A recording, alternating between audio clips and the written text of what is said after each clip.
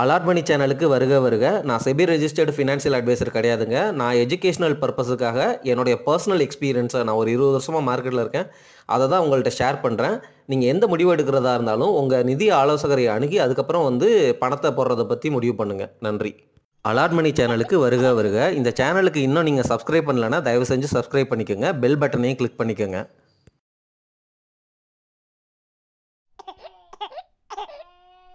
Stock market இன்வெஸ்டிங்கில் பல strategies இருக்குது. நம்ம குஷன் எல்லாம் ரெடி பண்ணிவிட்டு கோல்டு, டெப்ட்டு, ஃபிக்ஸட் டெபாசிட்டு, எமர்ஜென்சி ஃபண்டு, இன்சூரன்ஸில் லைஃப் இன்சூரன்ஸு, ஹெல்த் இன்சூரன்ஸு, இந்த மாதிரி குஷன்லாம் ரெடி பண்ணிவிட்டு நமக்கு தொலைஞ்சு போனாலும் பரவாயில்ல அப்படின்னு நினைக்கிற காசை தான் ஸ்டாக் மார்க்கெட்டுக்குள்ளே கொண்டு வர்றோம். அந்த காசையுமே டைரெக்டாக ஸ்டாக் வாங்குறதுல ஸ்மால் கேப் ஸ்டாக் வாங்கி நிறைய லாஸ் ஆகிற நிறைய பேரை நான் பார்த்துருக்கேன். சரி, இதில் என்ன மாதிரி ஸ்ட்ராட்டஜிஸை நான் அடாப்ட் பண்ணுவேன் அப்படின்னா, ஒருவேளை இண்டெக்ஸ் எல்லாம் சீப்பாக இருந்துச்சுன்னா இண்டெக்ஸில் கண்டிப்பாக பல்காக நான் வாங்குவேன். மார்க்கெட் பியர் மார்க்கெட் டெரிட்டரியில் இருக்குது அப்படின்னா, அல்லது இண்டெக்ஸ்லேயே Nifty 50, Nifty next 50, IT BeES, pharma BeES, bank BeES இந்த மாதிரி செலக்ட் பண்ணி அதில் தொடர்ந்து சிப் பண்ணிகிட்டே வருவேன். அது மட்டும் இல்லாமல் 20 வருஷத்துக்கு கண்டிப்பாக இருக்கும் அப்படின்னு எனக்கு நம்புகிற மாதிரி இருக்கிற கம்பெனிஸ்,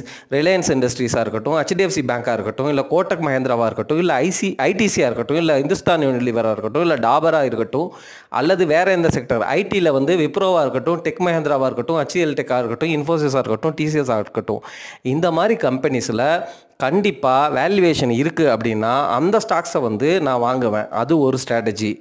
இந்த ஸ்ட்ராட்டஜியில் நான் என்ன பண்ணுறேன் அப்படின்னா, கண்டிப்பாக 20 வருஷத்துக்கு இருக்க போகிற கம்பெனிஸில் டைரெக்டாக போய் முதலீடு பண்ணுறேன். சரிங்களா? ஆனால் ரிட்டர்ன் எனக்கு பெருசாக வருமா? நான் நினைக்கிற மாதிரி மல்டி பேக்கர் ரிட்டர்ன் 20% சிஏஜிஆர்லாம் வருமா? வராது. அதனால் ஸ்மால் கேப் ஸ்டாக்கில் நானாக போய் டைரெக்டாக முதலீடு பண்ணேன்னா கண்டிப்பாக எனக்கு இருக்கிற அறிவுக்கு ஸ்மால் கேப் ஸ்டாக்ஸில் நிறையா நஷ்டம்தான் பண்ணுவேன் அப்படிங்கிறது எனக்கு நல்லாவே தெரியும்.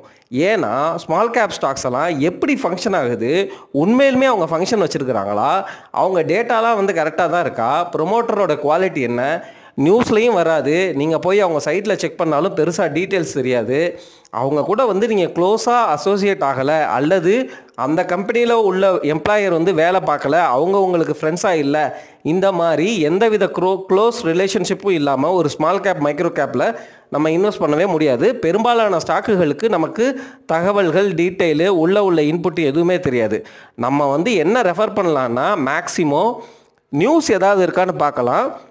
அந்த வெப்சைட்டில் என்ன மாதிரி ப்ராடக்ட், அதாவது அந்த ஸ்மால் கம்பெனியோடைய வெப்சைட்டில் என்ன மாதிரி ப்ராடக்ட்ஸ் அவங்க க்ரியேட் பண்ணுறாங்க, அல்லது என்ன மாதிரி சர்வீஸ் கொடுக்குறாங்க, எந்த செக்டரில் இருக்கிறாங்க, அந்த செக்டரோடைய க்ரோத் பொட்டன்ஷியல் என்ன, இவங்களுடைய டேட்டாவில் நம்ம சொன்ன மாதிரி ஆர்ஓஇ எப்படி இருக்குது, ஆர்ஓசிஇ எப்படி இருக்குது, அவங்களுடைய பேலன்ஸ் ஷீட்டில் கடன் இருக்கா, ப்ரொமோட்டர் எவ்வளோ ஷேர் ஹோல்டிங் வச்சுருக்கிறாரு, அவங்களுடைய ப்ராஃபிட் ஆஃப்டர் டேக்ஸ் மார்ஜின் என்ன, மார்க்கெட் கேப் எவ்வளோ இருக்குது, market cap to sales ratio எப்படி இருக்குது, ரெவன்யூ கூட்டிகிட்டே போகுதா, எபிட்டா எவ்வளோ இருக்குது, கேஷ் ஃப்ளோ இம்பார்ட்டண்ட்டாக எவ்வளோ வருது, கேஷ் ஃப்ளோ ஃப்ரம் ஆப்ரேஷன்ஸ் எவ்வளோ இருக்குது, கரண்ட் ரேஷியோ எப்படி இருக்குது, இந்த மாதிரி நம்ம இதுவரைக்கும் பேசின எல்லா பேராமீட்டரையும் இதில் அனலைஸ் பண்ணாலும், ஒருவேளை அந்த பிஸ்னஸ் ப்ரொமோட்டர், அந்த ஸ்மால் கேப் கம்பெனியோடைய ப்ரொமோட்டர் தப்பான பிஸ்னஸ் டெசிஷன் எடுத்தாலோ, அல்லது அந்த கம்பெனியில் எஃபிஷியண்ட்டாக ரன் பண்ண முடியலைனாலோ சீக்கிரமே அந்த கம்பெனி திவால் ஆகும். அப்போ எப்படி தான் ஸ்மால் கேப்பில் நான் போர்ஷன் எடுத்துக்குவேன் அப்படின்னு யோசிச்சிங்கன்னா,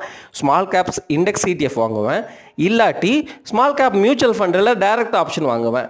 சரிங்களா? அது மட்டும் இல்லாமல் ஸ்மால் கேப்லையும் மிட் கேப்லையும் நான் வாங்கணும், டைரெக்டாக வாங்கணும் அப்படின்னு நினச்சாலும் அதில் என்னால் போனாலும் போயிட்டு போகுது, ஒரு 1000 ரூபா போடுவோம், அந்த மாதிரி பெட் எடுக்கிற ஸ்ட்ராட்டஜி வேணால் எடுப்பேனே ஒழிய ஸ்மால் கேப் மைக்ரோ கேப்புக்கு ஒரு நல்ல இண்டெக்ஸ் ETF அல்லது மியூச்சுவல் ஃபண்ட் டைரக்ட் தான் நான் சூஸ் பண்ணுவேங்க.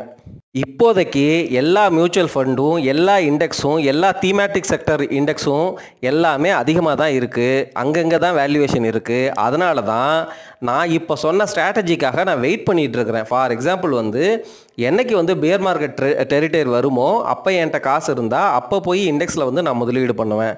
என்னடா குழப்பற மாதிரி பேசுகிறேன்னு சொல்கிறீங்களா? இப்போ இருக்கிற கரண்ட் சூழ்நிலையில் எல்லா ஃபண்டுமே small cap, mid cap, index, mutual fund எல்லாமே மேலே ஏறி இருக்குது, வேல்யூவேஷன் ஜாஸ்தியாக இருக்குது. அதனால் நான் வந்து வாங்க மாட்டேன்னு சொல்கிறேன். Very simple. But general perspective வந்து என்ன அப்படின்னா, large cap blue chip stocks அல்லது 20 வருஷத்துக்கு வந்து இந்த கம்பெனி கண்டிப்பாக இருக்கும் அப்படிங்கிற நம்பிக்கை உள்ள ஸ்டாக்ஸில் மட்டும்தான் டைரெக்டாக நான் வாங்குவேன். அதுவும் வேல்யூவேஷன் நல்லா இருக்கிற பட்சத்தில் நான் சொன்ன பேராமீட்டர்ஸ் எல்லாம் அனலைஸ் பண்ணிட்டு, ஸ்மால் கேப்புக்கும் மிட் கேப்புக்கும் வந்து மிட் கேப்பு கூட வந்து நம்மவுமே ஓரளவு நம்பிக்கை இருந்துச்சு அப்படின்னா அதுலேயுமே கொஞ்சம் கை வைக்கலாம், தப்பு கிடையாது. நிறையா பேர் நம்மளை சுற்றி ஃபினான்ஷியல் அட்வைசர்ஸ் இருக்கிறாங்க. அவங்க எல்லாம் வந்து என்ன சொல்கிறாங்க அப்படிங்கிறத கேட்கும் பொழுதும், தொடர்ந்து மார்க்கெட்டை நம்ம ஃபாலோ பண்ணிகிட்டே வரும் பொழுதும் நமக்கு ஒரு கன்விக்ஷன் வரும். சரிங்களா? அந்த கன்விக்ஷனை வச்சு நம்ம வந்து டெசிஷன் எடுக்கலாம். பெரும்பாலும் இந்த பெரிய பெரிய முதலீட்டாளர்கள்லாம் பார்த்தீங்கன்னு வச்சுக்கோங்களேன், டேட்டாவை தான், இப்போ நான் சொன்னேன் பார்த்தீங்களா, டேட்டா, கேஷ் ஃப்ளோ, இந்த டேட்டாவெல்லாம் க்ளீனாக பார்ப்பாங்க. எப்படி குவார்ட்டர் ஆன் குவார்ட்டர் வந்து அவங்க வந்து ப்ராஃபிட் கொடுக்குறாங்க அப்படிங்கிறத பார்ப்பாங்க. அவங்களுடைய ப்ராஜெக்ட் பைப்லைனு அப்படிங்கிற டீட்டெயிலாம் வந்து அவங்க நல்ல காசு செலவு பண்ணி கூட வந்து ஆள் வச்சு சூப்பராக வந்து அதை வந்து எடுத்து அது மூலமாக வந்து பெட் எடுப்பாங்க. சரிங்களா? இப்போ விஜய் கெடியா, பொறிஞ்சு வேலாயுதம் அப்படின்லாம் பீப்புள் இருந்தாங்க. இப்போ பொறிஞ்சுலாம் வந்து நிறைய பெட் எடுத்து இப்போ வந்து லாஸ் ஆகிட்டார் போல இருக்குது அப்படிங்கிற மாதிரி மார்க்கெட்டில் வந்து உழவுது. தயவு செஞ்சு நீங்கள் இந்த மாதிரி ரிஸ்கி பெட் எடுக்கிற இன்வெஸ்டர் ஸ்ட்ராட்டஜிக்குள்ளே இம்மீடியட்டாக போகாதீங்க, நிறைய லாஸ் ஆவீங்க. அதுவும் இப்போ மார்க்கெட் ஏறி போன சமயத்தில் தான் நம்மளை சுற்றி ஏகப்பட்ட பேர் வந்து எந்த ஸ்டாக்கு வாங்கலாம் என்ன அப்படின்லாம் கேட்குறீங்க. இன்னும் ஒரு 2-3 வருஷம் கழித்து பார்த்தீங்கன்னா மார்க்கெட் வந்து அப்படியே ஆழ்கடல் மாதிரி அமைதியாக இருக்கும். ஏறவே ஏறாது. நீங்கள் போட்டாலும் வந்து காசு பெருசாக கிடைக்காது, அமைதியாக இருக்கும். எல்லோரும் மார்க்கெட்டை விட்டு வெளியில் போவாங்க பஞ்சு பஞ்சா. அந்த சமயத்தில் வந்து நம்ம வந்து கத்துவோம், யாருமே கேட்கவும் மாட்டாங்க. இந்த வியூஸ் கூட போகாதுங்கிறது எனக்கு நல்லாவே தெரியும். அதனால் என்றைக்குமே கான்ட்ரா இன்வெஸ்டிங் தான் வந்து ஒரு நல்ல ரிட்டர்ன்ஸாக உங்களுக்கு கொடுக்கும். கான்ட்ரா இன்வெஸ்டிங் பண்ணுறதுக்கு நிறைய துணிச்சல், தில்லு வேணும்.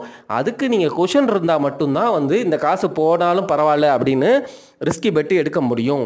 அதாவது கான்ட்ரா பெட்னா நான் என்ன சொல்ல வரேன் அப்படின்னா, அந்த ஸ்டாக்கு நல்ல ஸ்டாக்காகவே இருக்கும், பயங்கரமாக அடித்து கீழே போயிடுவாங்க. சரிங்களா? அதாவது என்னென்னா, அந்த சமயத்தில் போய் நம்ம கை வைக்கும் பொழுது அந்த கம்பெனி ஃபுல்லாக திவாலாகலாம் அல்லது மேலே எழும்பலாம். அந்த இடத்துல ஒரு ஸ்டாக்கில் கை வச்சா தான் வந்து திவாலாகிறதுக்கு வந்து அந்த ஸ்டாக்குக்கு வாய்ப்பு. 10 ஸ்டாக்கில் அதே மாதிரி கை வச்சிங்கன்னு வச்சுக்கோங்களேன், 10 ஸ்டாக்கில் 4-5 ஸ்டாக்கு வந்து ரிவர்ஸ் ஆனாலும் இந்த லாஸை வந்து அது சூப்பராக கொடுத்துட்டு போயிடும். அந்த கான்ட்ரா பெட்டுக்கு இந்த நாலேஜு, ஃபண்டமெண்டல் அனாலிசிஸு, தொடர்ந்து அந்த ஸ்டாக்கை மானிட்டரே பண்ணிட்டு வர கன்விக்ஷன், இது எல்லாமே உதவும்.